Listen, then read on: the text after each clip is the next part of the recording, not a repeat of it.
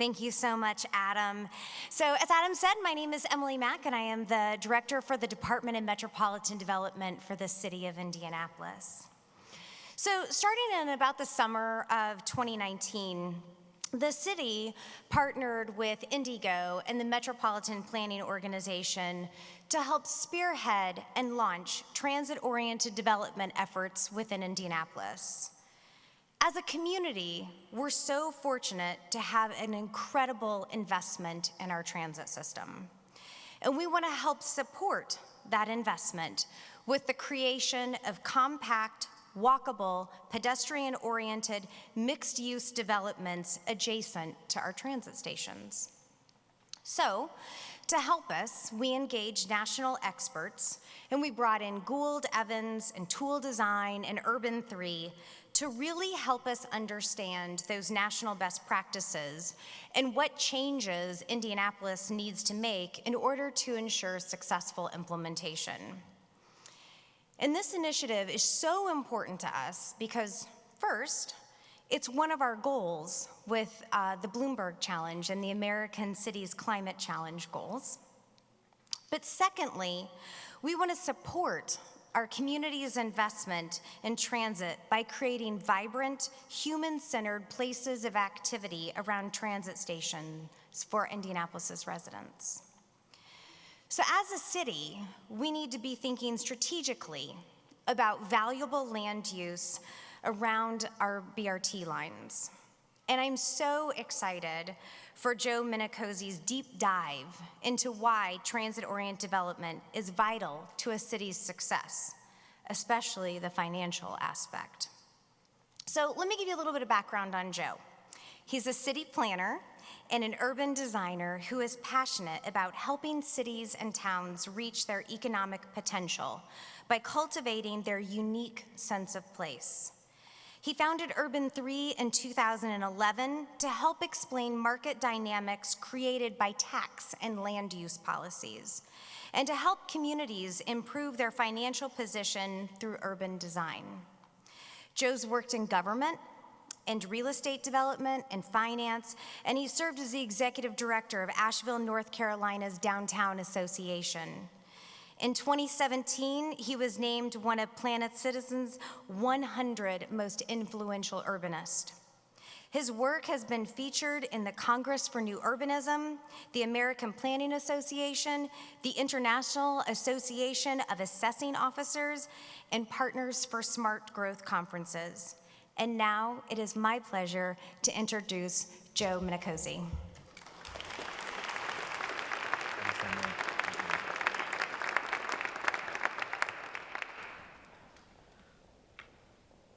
Probably forgot to tell you that I'm also a ULI member. So I've been one since the 90s.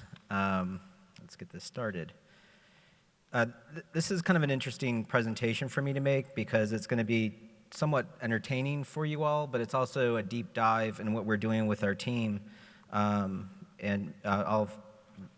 all here in the audience. I'm sort of the radiologist on the team. We're doing the CAT scans to get things ready for the surgeons to do their work. So these are all basically economic reports that we're doing for your community. So this is also going to be a little bit of, maybe I want to get you out of your head a little bit about how you look at real estate and how we look at cities. So for me, it's a financial cash flow model. I think if you all want, I might be an obstructed viewing for you. Everything's going to be going on over here. There's some open seats on this side if you want to grab them. I'm from Asheville, North Carolina. Who's been to Asheville? Show of hands. Oh, wow. Thanks for drinking our beer. Cool. Asheville, as you all know, it's up in the mountains of western North Carolina, beautiful setting, Blue Ridge Mountains, bluegrass music. We have 40 breweries. That's about 2,500 people per brewery. We drink a lot. And like any quirky little mountain town, we have men dressed as nuns on tall bikes that eat fire. It's your typical little place. Well, Asheville didn't start that way. Asheville was actually the second largest city in North Carolina, and then it cratered in the Depression. And this is how Asheville started, and it blew up during the 20s and then fell flat on its face in the 70s. Unlike a lot of American cities, these are shots of downtown Asheville from not too long ago. That's a 1996 Chevy Celebrity. So when you come to my town and you see how beautiful it is and you see all the activity, you've got to realize we were flat on our face. We were destitute and poor. There were folks that didn't believe in downtown. They said, we're not urban, we're rural mountain people. This isn't who we are. You know, we're rural people. And there was this bias toward a certain pattern of development without acknowledging the fact of who we were. I worked in real estate development for this guy's company. This is Julian Price. Julian took $15 million of his personal wealth and created a revolving fund real estate development company, a for-profit real estate development company. 25% of that money would be used for starting businesses, and 75% would go to the sticks and bricks. So we'd fix a building, and then we'd find people to operate the stores on the ground floor. It was all about making housing downtown and bringing people downtown. We own the Orange Peel, is one of the top 5 nightclubs in the entire country. It's about making these things that people want to be at. But it's real simple real estate development. This is before and this is after. Real rocket science. That building was just hiding back there, waiting to be used. But what we found ourselves doing over and over and over again was constantly explaining to our citizens, what does it mean for you all for us to do this development? What's the data behind what's going on there? It's not just about us staying in business. We want to stay in business. We want to keep that money going in our community, but we're building community. We're all in it together. So the aha moment for me was thinking about real estate the same way we talk about farms. If you talk to a farmer talks about economics. The farmer doesn't go out and just till all of the soil. The farmer's doing a cash flow analysis. So this is one of our buildings. This is one of our crops, right? So thank you, city. Thanks for the garbage can, the bike rack, 2 benches, and a street tree. We were actually accused of being subsidized because the city built that sidewalk. So it's like, all right, fine, whatever. We put in retail, office, and residential. So we took the taxable value of the property from $300,000 to $11 million, right? So the math on that is, y'all just got 3,500% more taxes, right? Go out and buy 3,500% more garbage cans. We don't care. Do y'all have a 401k plan that grows by 3,500%? Isn't that awesome? This is about building our wealth, right? And people are like, well, Joe, that's not fair. We've got this Walmart over here at $20 million. Fair enough, that Walmart's twice our value, but it took 34 acres of my city to make that happen. Our building's on 0.5 acres. When you use the gross number, you're missing the efficiency of what our building is, right? So per acre, we're doing 100 times more taxes per acre than them. Would you have thought that? Per acre, we're killing them with double the retail taxes. Who would have thought that a furniture shop, a beauty salon, and a tattoo shop is more tax productive than a Walmart? Don't believe your biases. Look at the data and see what's going on. We also have more residents, 90 units of residential per acre. Could y'all imagine if I was proposing a 90 unit of residential per acre in some town around here? Like, what train would you run me out of town on? Is that bad? And then also jobs. So why is it we've built cities this way for tens of thousands of years with this high level of economic productivity, and we still get suburbia or Walmarts and other stuff? Are we asking these questions? So I want you to realize this isn't scary math that I'm doing here. It's actually 5th grade division. This is not hard. This isn't anything I learned in a real estate class. When we talk about cars, we talk about cars on a miles per tank basis. Could y'all imagine if I'm having coffee with you over here and we're talking about my truck getting 650 miles per tank? You'd laugh at me. Like, Joe, come on now, that's stupid. Tanks are all different sizes. That's got a big tank. We say miles per gallon. That's how we judge the efficiencies of cars, because all tanks are different sizes, right? We say miles per gallon, we should all be driving BMW Asettas. Sorry to your Prius owners, but 1955 technology is more efficient. It's also more dangerous. If you have a head-on in this thing, you're like stuck. But, whatever. I'm being cute with some language here because I want you to understand the words that we don't use in our day-to-day discourse about how we build our cities. And what I found is, I started doing this in 2009, going out and talking about this stuff, and I put this quote up from Mark Twain. A person who won't read has no advantage over one who can't read, right? I stood before the room, and I put my hand in the air, and I said, who in this room understands millage rates and how your tax system assessment policies work inside your community? So here were a bunch of people that wanted to build better cities, and they were completely ignorant about the tax policies and decisions of how their cities cash flow. We're functionally illiterate on how this stuff all operates. So that's what I see our job is, to help explain that. But why does tax policy matter? At a core level, why does it matter? Well, I'll explain. So we're a $15 million investor in downtown Asheville. Back when we started downtown Asheville, these are the values of downtown as a portfolio. So all of downtown, the central business district, was $100 million back then. Just by doing what you saw there, fixing up buildings that existed, all those boarded up buildings, we didn't get a new building in downtown Asheville until 2008. So fixing up what we already had brought about $400 million of new value to our community. So that $500 million was just sitting there, just not used. Now, to show you that it's not all love and roses in Asheville, every community has its challenges. This is my buddy Chris Peterson, and these are some of his campaign ads complaining about the city's municipal investment in the downtown, the subsidy going to downtown property owners. I like this. I like the guys. Look at he's crying. He's all shackled to a ball. Downtown development for bureaucrats instead of water, sewer, streets for our citizens. Y'all got people like Chris? Every community I go to has a Chris. What I love about this, $26 million. You know, Chris is right. $26 million is a lot of money. I don't have $26 million. But let's do some math here. If you invest $26 million on a $100 million asset and it grows to $500 million, is investing 26 and yielding 430, is that a good return on investment? Yeah. Why the hell do we listen to Chris? You know, Chris drives the public discourse. I mean, hell, he's even got a website now with fire and brimstone. I like the mayor's getting hit by a lightning bolt. I asked the mayor, I'm like, is that a liquor drink? She goes, it should be. You know, we've allowed our public discourse to devolve in such a dysfunctional way without seeing the common good of what we're all trying to produce. So when I talk to people about the city, I want you to realize it's a finite boundary of land. My state legislature took away the ability for my city to annex land. The area that we are is the area that we are. Marion County, you can't annex the next county over. That's all you have. So y'all are invested in a corporation that's called the city. And just look at it. Don't take my word for it. This is Oxford American Dictionary. Incorporate, to constitute a company, a city, or other organization as a legal corporation. By law, cities are really big real estate development projects. Counties are bigger versions of that. Your state's an even bigger version of that. Your state's incorporated. It's not just your state, it's also our country.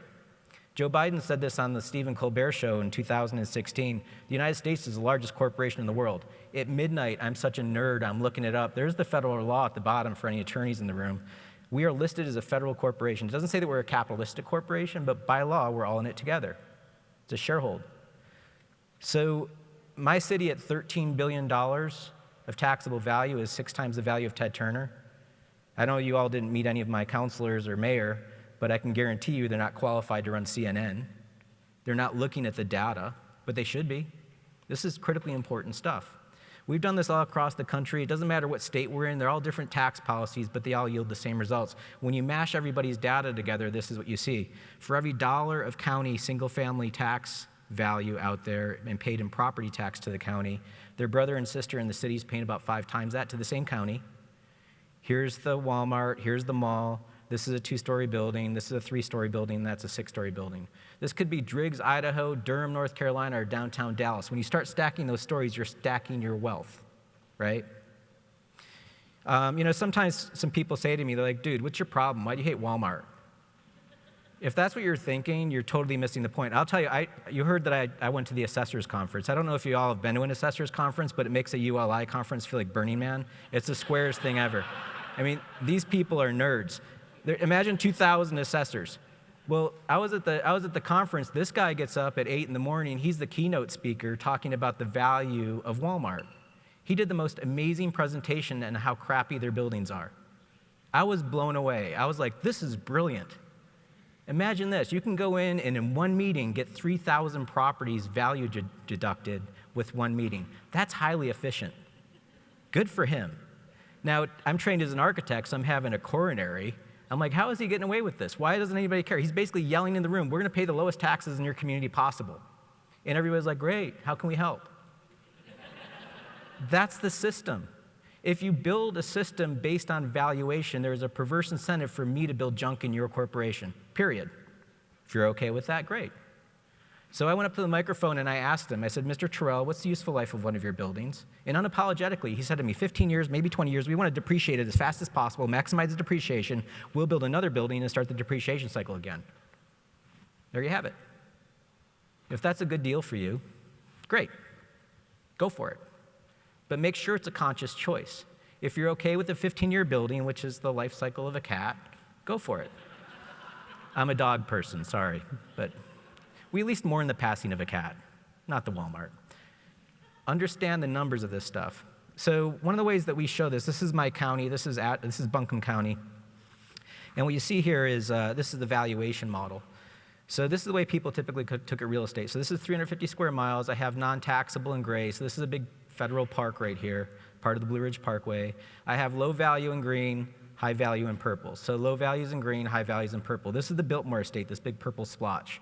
The Biltmore estate is America's largest house. It's worth $100 million for one house. Anybody have a $100 million house in here? No. When Bill Cecil, owner of the Vanderbilt Mansion, shows up at a council meeting, we all genuflect and thank him for his time. He's a very important person. But it's not a fair way of looking at the economics.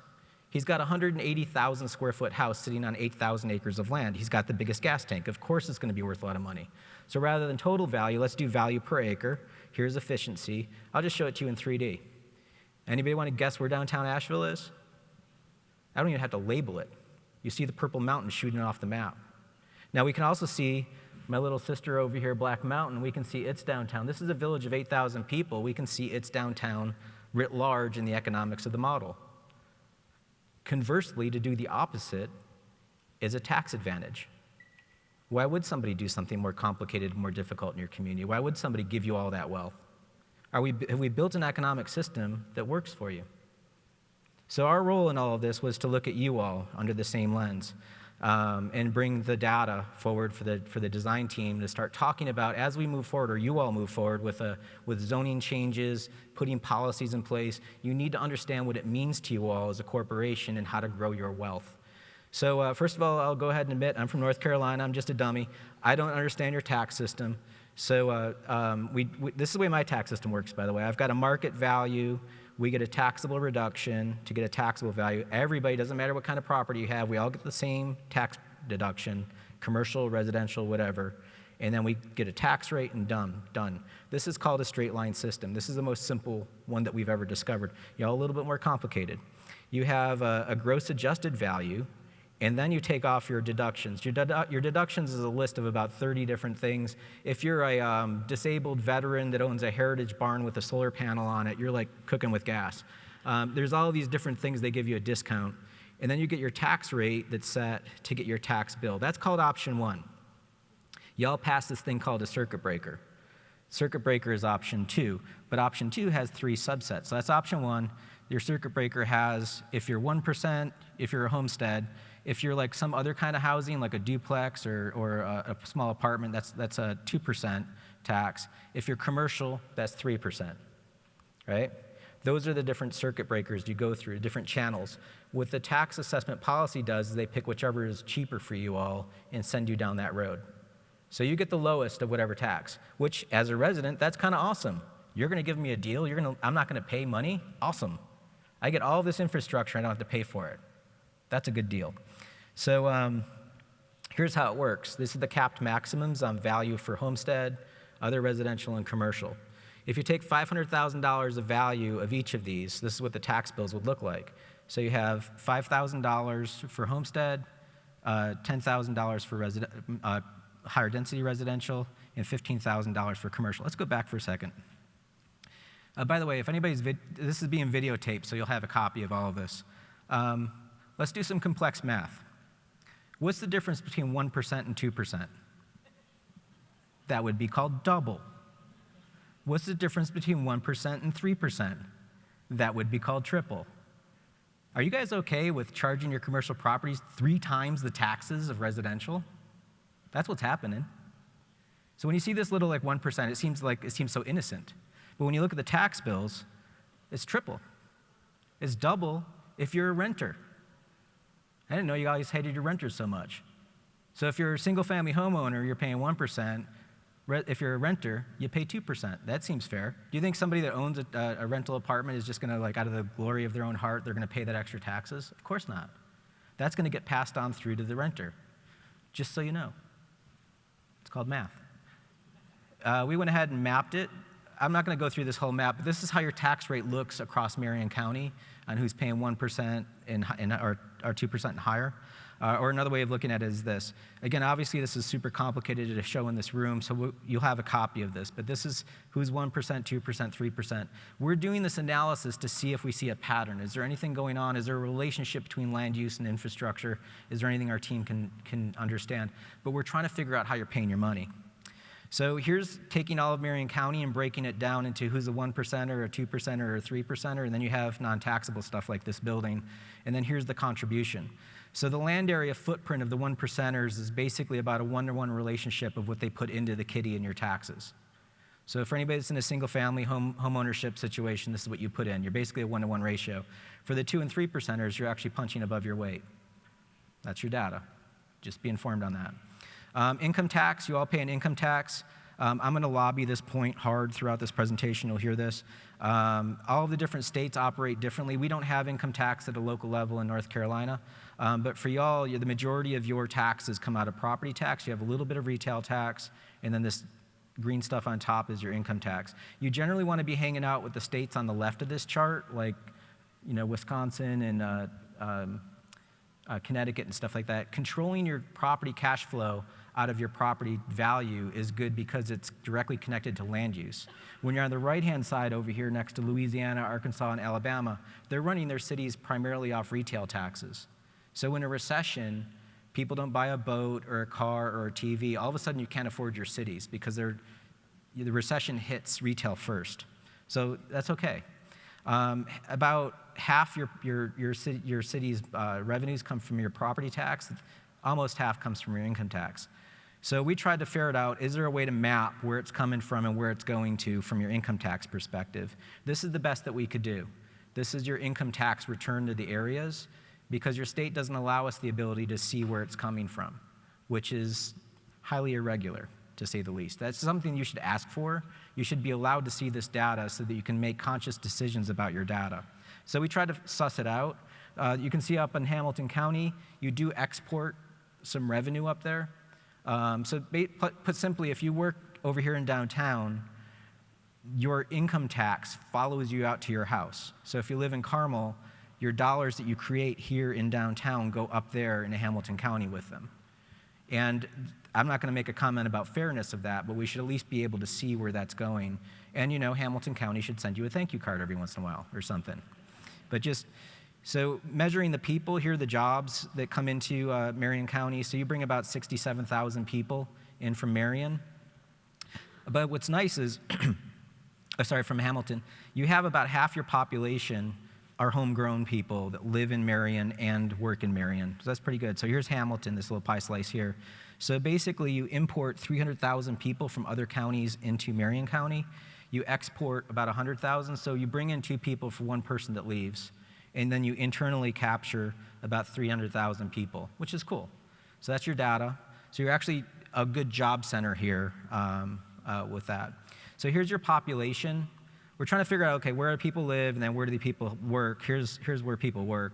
But you can see that there's some pretty high density even in downtown where you currently have. So you actually haven't totally hollowed out your downtown like a lot of American cities. You have a lot of people living downtown.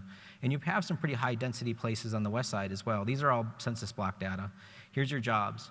So you clearly have the lion's share of jobs in and around your downtown in the campus area over here. So here's the housing stacked on top of the jobs. So clearly, there's folks that live downtown. Chances are, again, we couldn't get into the data to see this. There's a lot of folks that live in these areas that also work in the downtown and maybe walk home to work or something. They're keeping that money local, at a hyper-local level. But this is the best that we could do to come up with your income tax. It's a pretty nerdy thing, but we had to run it.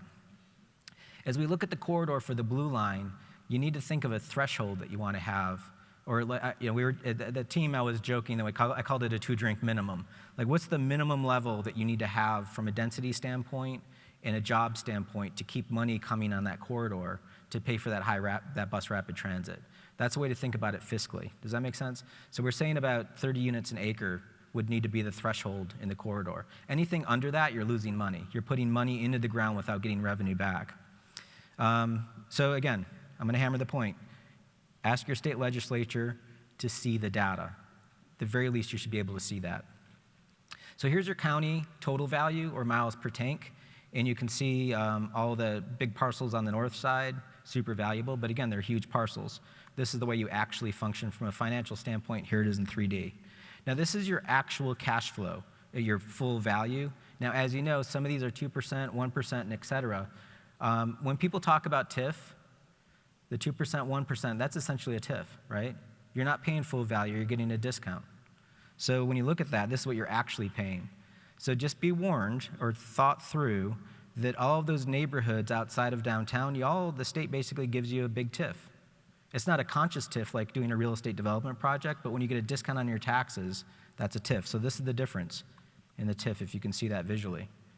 It's spread across your whole, it's spread across your whole city.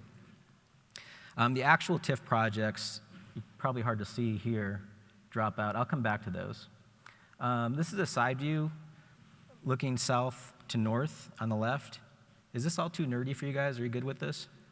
So this shows you the potency of where your taxes come from. Now remember, we're setting this model up so that you can think about everybody's paying like a skim coat of taxes across the whole thing.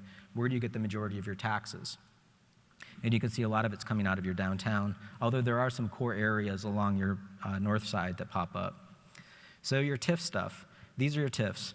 So inside your cash flow, they essentially vaporize, right? But it's really not a fair way of looking at it. Yes, they're not paying into the tax system the way a regular property is. Those properties will come back to you eventually. So it's more like there's these glass buildings that will eventually pop into the tax system, because they're not designed like a Walmart. They're not designed to be scraped into a landfill in 15 years. These are buildings that will have a long lifetime. So that's building value into the future.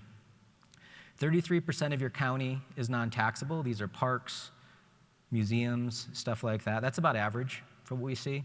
Your downtown's about 26% non-taxable. This is something to pay attention to. You're actually doing all right. My city's 44% non-taxable, which is not good. So as long as you be mindful of that and how you use your real estate, this is your most fertile soil in your downtown. Make sure you maximize that. And then what we're going to get into is the transit corridor, which is like each of these little circles is a pedestrian shed of how far people will walk adjacent to the transit. And those are your opportunities of creating new value and helping your community.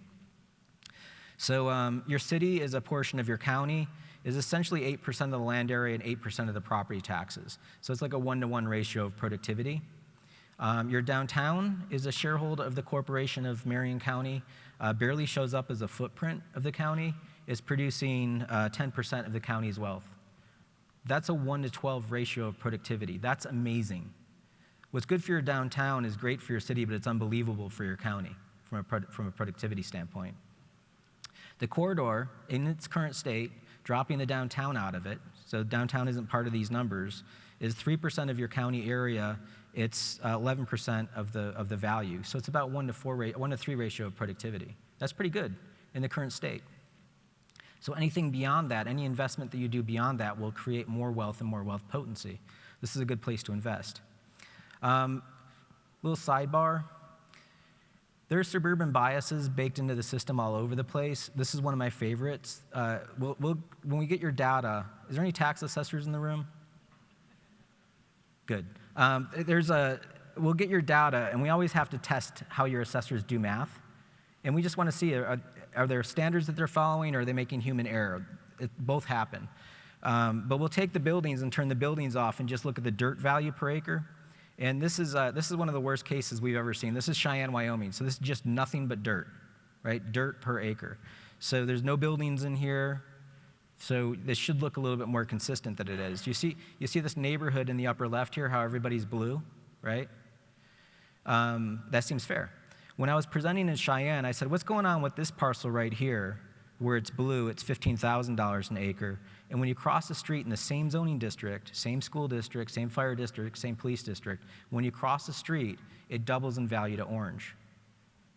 Does anybody know this? So I'm just like, how did this happen? How does land double in value when you cross the street? And the tax assessor was sitting in the front row, and she raises her hand, and she just belts out, "You don't understand." And I'm like, what am I missing? She goes, well, they have more land over here. The more land you have, the lower the value. That was my reaction. The mayor laughed so hard, he almost spat coffee out of his nose. I'm like, really? I get more land, you give me a discount? She goes, yeah, that's our standard. I'm like, okay, I've got 3 miles of street around this property. This fellow's got 200 feet. She goes, oh, we don't count the infrastructure as part of the valuation. I said, so you're going to run a business, you're going to put investment in the ground, you don't want to get your money back? She goes, oh, that's not our standard. I get more infrastructure, I get more land, you give me a discount? She goes, yeah, that's our standard. So the reason why I was at the assessors conference was to ask them about this. Now, by the way, the assessors magazine is called Fair and Equitable. So I asked them, how is this fair? How is it equitable? And to their credit, you know what their response was? It's not. I'm like, where'd this come from? They're like, we don't know. I'm like, did Moses deliver this? Like, where'd this? And they're like, you need to talk to Larry. I'm like, Larry who? They're like, Larry Clark. So I find this guy, Larry Clark, in the hallway. He thought this joke was funny. And I said, how is it fair? How is it equitable? He's like, I don't know. It's not. Now that you point that out, we need to change it. I'm like, where'd this come from? He's like, probably something in the 1700s. Nobody's really looked at it before. We probably need to change it. So can you see how the market gets manipulated? If you give me a discount, what am I going to do? Use it. Don't hate the player, hate the game. If you let me waste your land and build junk architecture, what am I going to do? Waste your land and build junk architecture. It's just business, folks. We need to change the system to your advantage, and the developers will follow. This is what we do in development, right? We build according to policies. So we looked at yours. This is your land value model. Now, we see a couple little weird things, like this person is being absolutely screwed right there. But generally speaking, that's probably an error, you know? That's all right. But generally speaking, your model looks all right. Your commercial corridors are denser. You've got the lake effect. This is kind of fun. You know, and this is pretty obvious. Land around a lake is going to be more valuable than land that doesn't have a lake view.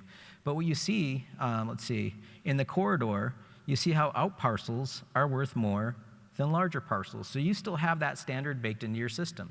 Change it. Talk to your assessors. And again, remember, your assessors are awesome. They will talk to you if you bring them evidence and talk about equity and fairness. That's their mantra. They want to do that. They just don't see the data this way. So that's why we gave you this information. Is that all too weird for you all? Are you happy to be down the wormhole with me with all of this stuff? So let's talk about you. Every city has key ingredients that make up the buildings of a city. So we always grab your Walmart as the control subject. It's like your Big Mac. Everybody's got a Big Mac. There it is. Your Walmart's pulling about $500,000 of value per acre, just so you know. I'll keep that on the bottom of the slide down here as we go forward because we'll get into your residential first. So your single family countywide is pulling about, let's call it about a quarter of a Walmart in value at about $185,000 an acre. Your multifamily stuff, or as you get denser, this is when it starts to get weird. You can look at all these buildings. They're all the same building, right? But look at the valuation, the market value, and then the taxable value and the difference. So it's basically these two houses that are the exact same thing side by side. This one has a $276,000 an acre discount. This one has $176,000. So it's just, this is what's going on inside your tax system. It's not equitable at that level where you can look at that as a cash flow. But this is just what happens when people just arbitrarily make policy without testing it on the ground. So this is what you're dealing with. There's a lot of conversation these days about missing middle, the architecture that we used to build in the 1920s of middle density. You're actually old enough that you have this stuff from your streetcar suburbs all over the place, these things.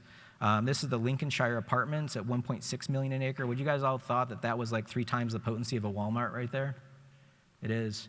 This awesome thing, which is like highly illegal now in your current zoning code, but here it is at $5 million. Boy, we better stop that. That's just nothing but trouble. And here's, this is $1 million. So you're getting some new stuff that's actually replicating that old architecture and again, bringing you with you that wealth. But again, know these numbers. And again, here's the Walmart. So this thing's 10 times the value of a Walmart right there. And then these are some of my favorites. I love these Alabama townhouses, or these townhouses on Alabama, pulling between $4 and $6 million an acre of value. Now, not only are they producing $4 to $6 million an acre in value, but they've been doing that for 100 years. That's cool. So here's some newer ones right next to it at $6 million. These guys on the red line, this is a new building at about $5.6 million. Here's an old one at $6.5 million. So you're getting this high potency. You have these examples all over your city as a portfolio. You have these examples. Like if I were doing this presentation in Florida or Arizona, like they wouldn't understand what I was talking about, but you get it. You have it. And again, you're building it. This is the Coil at $10 million of value per acre. On the north side and on the kind of the southeast side is Parker Place at $10 million. These are both basically the same value, and this one's got subsidized housing in it. This one here, on the near east side, Ohio and east, this is pulling $40 million of value per acre. Highly, highly potent stuff. Your multifamily average across the city is pulling about, let's call it $600,000 of value per acre. Now, climbing up the scale into commercial, first we have to start with, again, your boxes at 500,000, and then you get your dead boxes at like 100,000. So again, mind you, I can just sit on that land and just bleed you dry, and you're not taxing me for it. You're not taxing me the cost of the road or the street light that's there. The more I let my building fall apart, the less taxes I pay. It's a good deal for me. Here's some of these other boxes. Notice the fields of parking in all of these, 300,000, 200,000, 200,000. This kind of blew my mind. We were really excited about these things until we pulled their valuation. We're just like, wow, stairway to heaven or something. What's going on here? But this is $300,000 of value per acre, and it's mostly because of this massive car field that's back here. It's not only this parking lot, but it's that one too. That liquidates the value because it's low improvement. This is cool. Look at this little village dog up here pulling $1 million of value per acre. Like, that's really something to write home about architecturally, but it's killing it from a financial standpoint. And then these old buildings at $2 million of value per acre right there.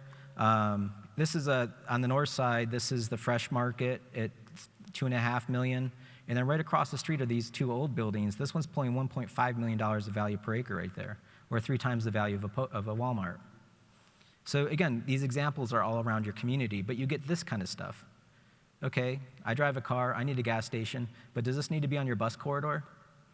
And when that happens, that building pays a commensurately low tax with it. So this is pulling $500,000 and $400,000. So if you just had the village dog, you double your value. Like, surely you could set a minimum of what your expectations are on the properties and what you need to get your value back in your investments. You're gonna be paying for that bus and that road, get the money back.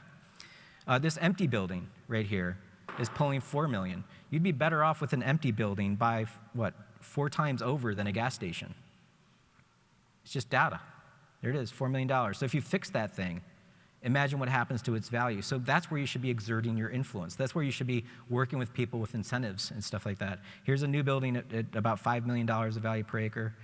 This is kind of fun. Here's the Hardys pulling $440,000 and the Salesforce right across the street at $2 million.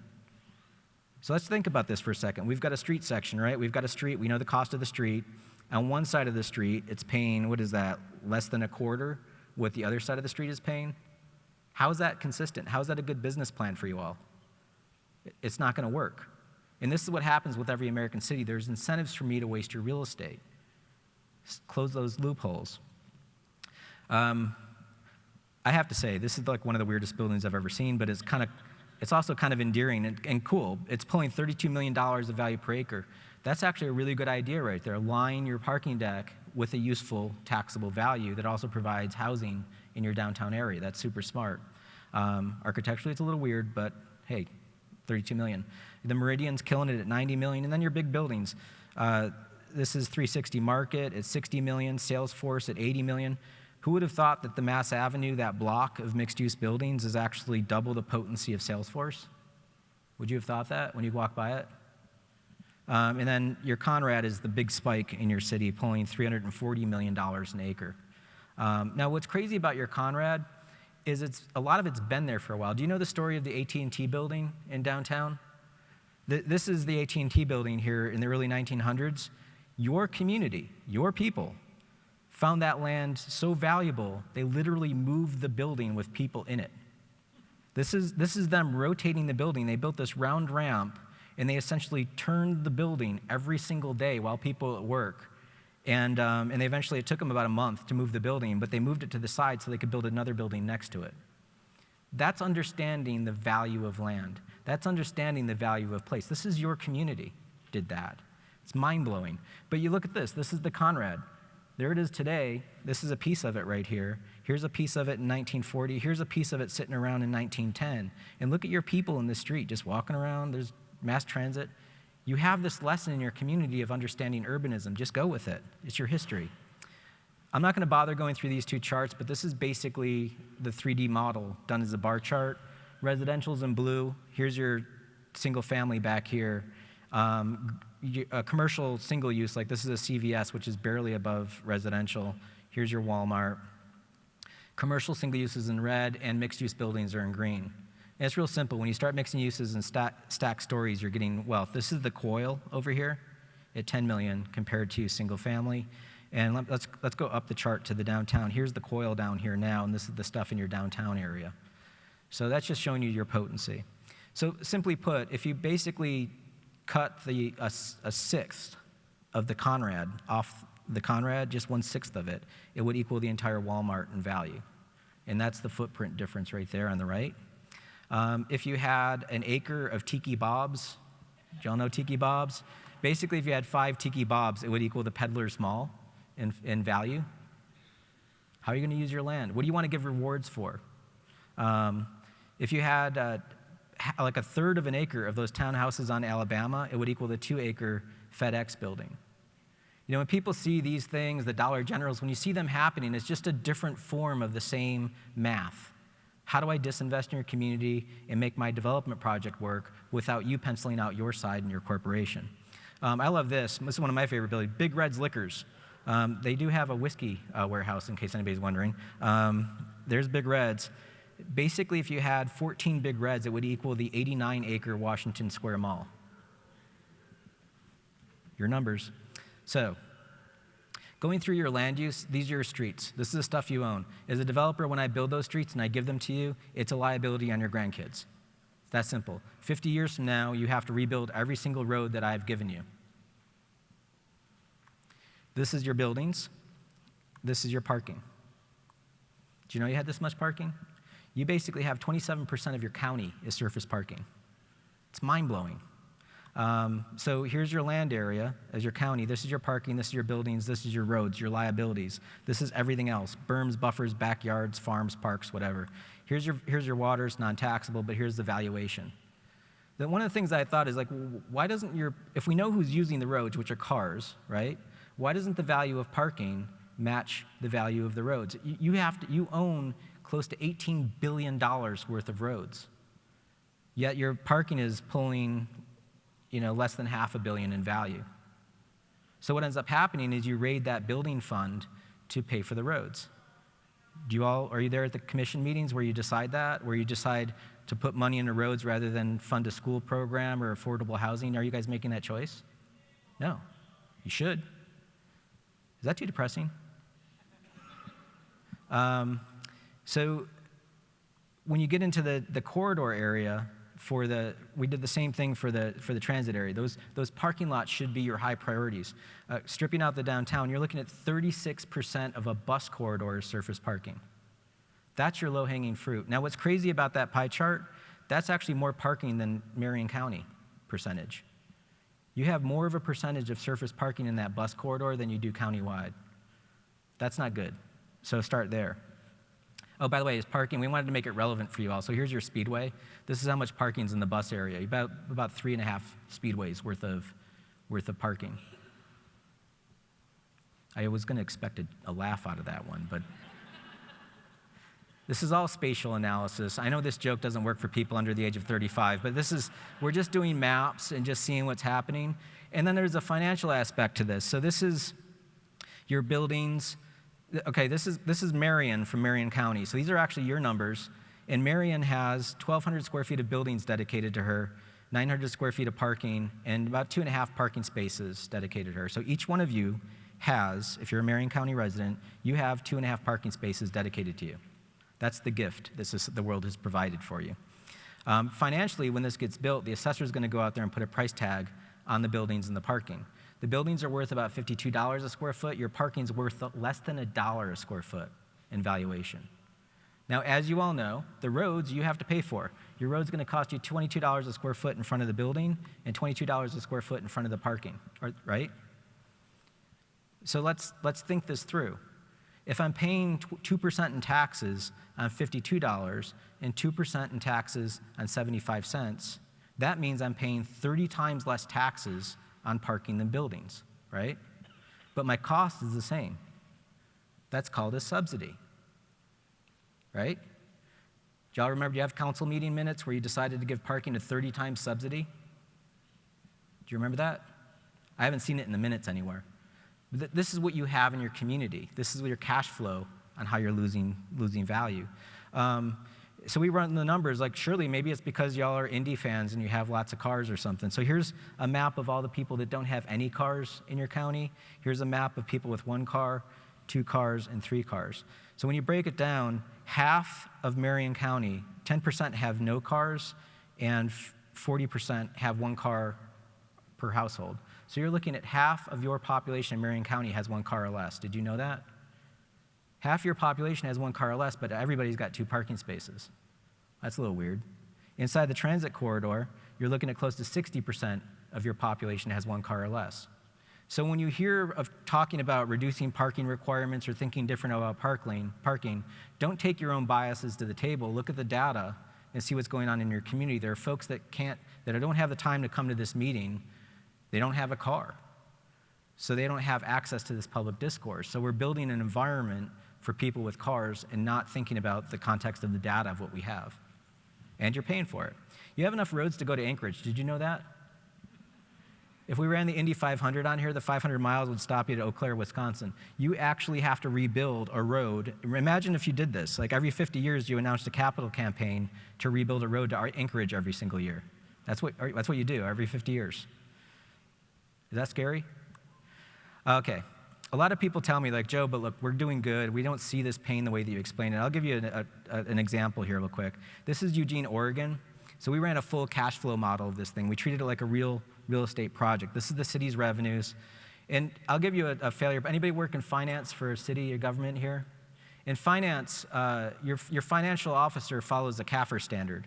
In the CAFR standard, they list pipes and roads as assets. Did you all know that? Now, when I talked to the finance officer there, I said to her, well, in my business, my computer's an asset. If I had delivery vehicles, those would be assets, right? If you own real estate, that's an asset. Now, how do we treat real estate and cars and computers in our businesses? We have reserve accounts. We put an air conditioner on the roof. We know that we're going to have to replace that in 20 years, so we set up a little savings fund because I can't just go behind the curtain and just make money, right? I have to earn money to put it into the building. We don't do that with our cities. We know what the number is, but it's hidden on a separate ledger. We don't see that asset needs to be replaced. That pipe and that road aren't going to fix themselves. So what we did is we just created a model to show what that looks like from a cash flow standpoint. So here's the whole city floating in a lake. What's above the water line are the money payments that everybody's paying in taxes. What's beneath the water line is what everybody costs in their development patterns, their choices, right? So if you net your revenues against your expenses, this is what's in the black and what's in the red. Now we can see what's net positive and net negative, right? Here's the whole city in 3D, showing the net positive. If you lift this up like you're looking for a salamander under a rock, these are all the subsidies. And it's spread all across the whole city. That's the development pattern that we have baked inside our financial system. So we'll break it down to buildings. On the top is residential, low density, medium density, high density. Then we have mixed use in the second, and commercial on the bottom, low, medium, high. We call this the Brady Bunch slide. It's just the averages of these things. These are the sticker prices. So the average single-family house in Eugene is subsidized to the tune of $1,400 an acre. That's the loss that we take with single-family housing. You have a similar pattern in your community. And I know the response is like, but Joe, I want a house. We all want a house. Heck, I want to be 6 foot tall and have a full head of hair. I think you should pay for it. Make me happy. This is what we allow our public discourse to happen, right? When you have 80% of your land use in a pattern of subsidy, that's not a recipe for success. I'm not saying don't build a house. I'm just saying make sure you balance it out. So when you look at the kind of the cross-section of a city, don't just have one tree ring with so much real estate. Balance it out. Focus on the more urban areas and grow that wealth up for a little bit, and then think about the housing again. So the evidence is in the model. You see this little baby mountain up here. First of all, build more downtown stuff. That's net positive. But then why don't you do a little bit more of this little guy up here? Maybe you do, 4 of these or something. Find areas to cultivate wealth. It's not going to be easy. It's going to take a different form of thinking, but you're going to yield results that aren't subsidized. We were having a meeting the other day in the corridor, and somebody said that she liked driving really fast. She liked having a parking lot. She was completely unconscious of the fact of what it costs society for her to have that pleasure. But when I put it out there that it costs her, every hamburger that she buys at Hardee's costs the community $5 on top of that, she was shocked. That's the subsidy that we all carry for that development pattern. So you all built wealth. We found your streetcar maps from your community from the early 1900s. That's your streetcar network that your grandparents had, which is crazy. That's an incredible network. So we dropped it on the system. You're currently building this. You're building a much longer system. And to be fair, you also have buses that supplant the system. But this is a pattern that you find in a city, is that kind of mass transit system building up that density. So speaking of transit, focusing in on the corridors and the Blue Line in specific, this thermometer down here is the total area of the Blue Line. It's about, let's call it 8,000 or 10,000 acres. This is all the land that's currently vacant in the corridor. So that's not paying relatively no taxes. There's no improvement on the dirt. There's about 11%. The dirt is worth more than the building on top of it. Let that wash over you for a second. That's low-hanging fruit from a real estate development opportunity. From a municipal standpoint, that's upside down financially. You have to do everything in your power to start working on that land. You have stuff that you probably shouldn't touch. 3-story buildings, 2-story buildings, stuff with a higher density, or maybe it's municipal or something, or heritage buildings. But there's a lot of 1-story buildings that are just have a lot of infrastructure, but not a lot of wealth, not a lot of value to it. So somewhere in here during this process, we need to find where that dividing line is. But we're talking somewhere around the tune of, let's call it 4,000 acres of opportunity in your community. 4,000 acres is huge. So that's what you can grow. We grab some sample properties around your community, use them like ingredients to drop into those little discs. So let's kind of zip ahead here. Taking 4 areas, these 4 right here, and just going onto the vacant land, this is what bumps up. So we just grab stuff like this, the Lincolnshire, your average county multifamily, average single family. If it was a vacant parcel of land, we just filled it with that stuff. Nothing all that complicated. This is the current value, 18 million in Lyndhurst, 16 million in Bellevue, 18 million in Sherman, and 25 million. That's your existing value, taxable value in those 100-acre areas. If we just pull its net value. Just by filling up the empty space, it bumps up to 30 million, 20 million, 27, 35. So that's a gain of 71% in value just by repairing the fabric that's there, just by filling that vacant land. That's real easy. Does anybody have a savings account that grows by 71%? This is how you can make your wealth. This is how you can harvest that value capture. And that what that yields in taxes is $253,000 a year just in that one area alone in new taxes by getting rid of vacant land. So this is our recommendation as far as moving forward. This is an easy step. If you're not measuring this stuff, you can't manage it. You have to be looking at this data. Did you all know that Marion County was that 14 Colts? Y'all are shareholders in a $37 billion corporation. And I can tell you, Mr. Simon knows Jacoby Brissett's towel bill. I can tell you the cups in my nightclub cost 5 cents a pop. Do you know what the cost of a mile of road is? Or what the replacement reserve is on a mile of pipe? These are numbers you need to know for your corporation. You need to go into these conversations talking about that data and evidence and what's going on in your community. If you don't have the money for a greenway, the art teacher, or a dancing traffic cop. I haven't seen a dancing traffic cop yet, so I'm assuming you don't have them. It's not that you don't have the money, it's that you've buried it into a system that's draining your wealth. And just make sure it's a conscious choice, that you can afford that. We call this Geo Accounting, right? If we put your data on a map, you can see it. And I'm not here to judge you on your choices. Your accountant doesn't care if you buy a boat, right? Your accountant cares if you can afford a boat.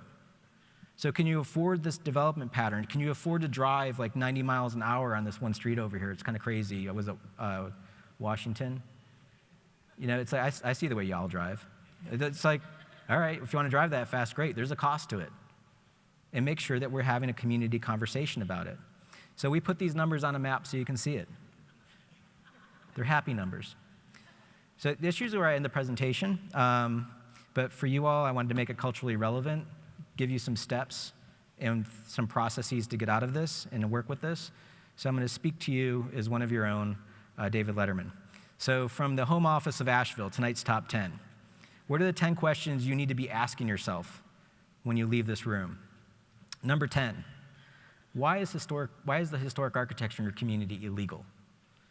Why is it so difficult to build stuff that your great-grandparents built? Why do you have to go through a separate process? Start there with your zoning code. Build value in your community.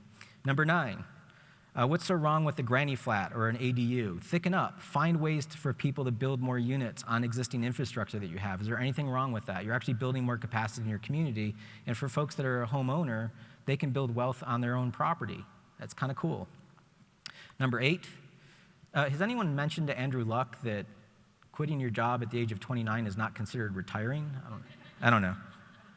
Is it too soon? Number 7, what's our minimum density to pay for infrastructure? Think of your development processes, particularly for this corridor, of having a 2-drink minimum. If we have an investment here, what do we need to achieve to get back to that? And if it's a matter of fairness and equity that we need to have affordable housing and everything else, great. Find a way to make that happen. Number 6, shouldn't parking value meet the road costs? And why a road to Alaska? Think about that. That's a long road. Now, it's not the worst that we've seen. Houston, by the way, Houston will start in Patagonia, go up and over the North Pole, and down to South Africa. They're not going to be able to build their way out of that. Number 5, why don't your buses look like race cars? Maybe put a fin on them or something. I mean, you're Indianapolis. Anyway. Number 4, what's up with all the gas stations in a bus corridor? Should you have at least some threshold of what kind of uses you want to have where this investment is? Think about that. Number 3, do you need all of the parking requirements on the corridor? You've got 36% of the area is parking. Just go ahead and just get rid of the parking requirements. Do you need it? In Asheville, we got rid of parking requirements in the 1980s in our downtown. That's one of the ways that we were able to revitalize our city, is we got rid of that use in our downtown. But we took a proactive management system to manage the parking. So we still have it. It's just managed better. Number 2, why not Geo Account your tax flow? Whatever you can do, visualize your economic information and go to the state and get that data. You deserve it. It's your taxes. And the number 1 question to ask yourself in Indianapolis, why so few Peyton Manning statues? Thank you. I mean, Joe, it's like he's over there in the corner. He pulled off the top, and he just threw the grenade right over the wall, didn't he? All right, so we're going to take a few minutes with Joe, and I'll play Phil Donahue and take any of your questions and go find you. But I have one for you right off the bat. Sure. So it all sounded simple, the way that you talked about it, that we don't think necessarily about municipal finance the way we should.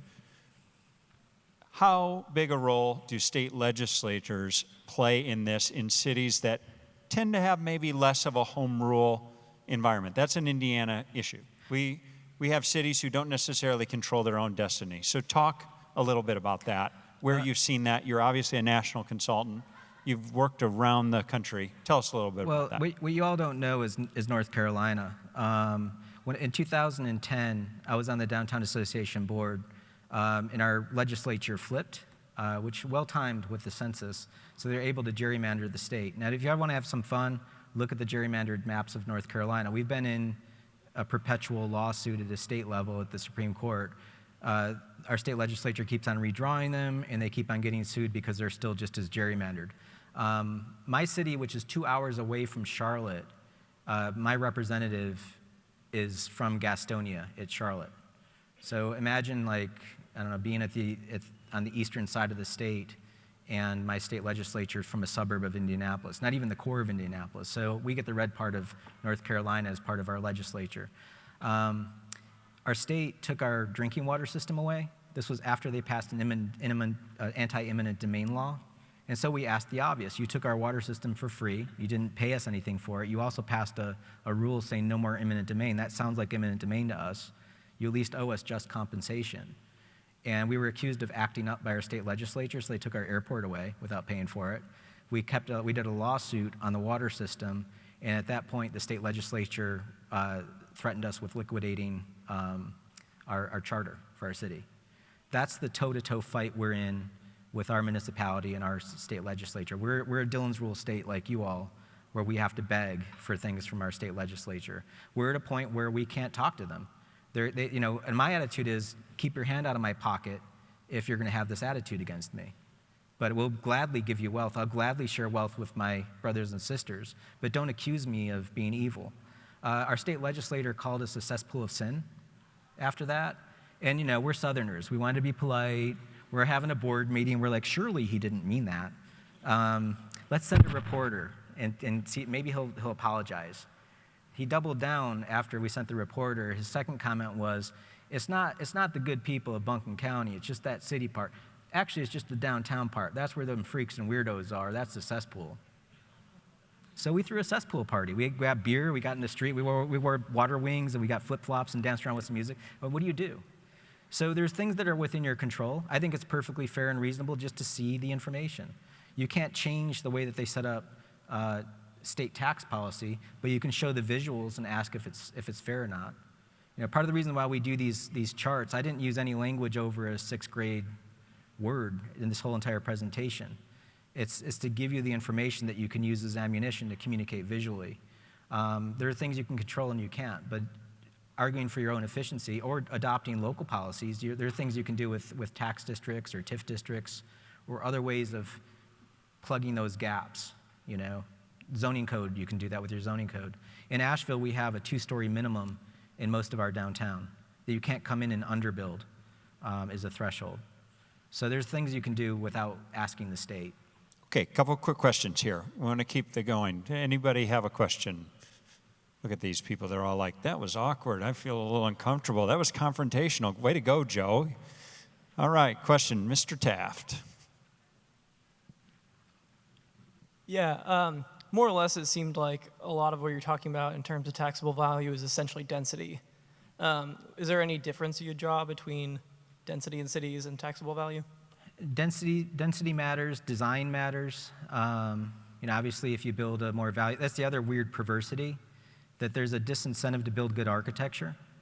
I went to school as an architect, and then we learned about all these great buildings. Just look up over here. You can see that old school that you all have, and the incredible architecture that, have you seen a school lately? Does it look anything like that? So how was it that your community that had less wealth provided more value?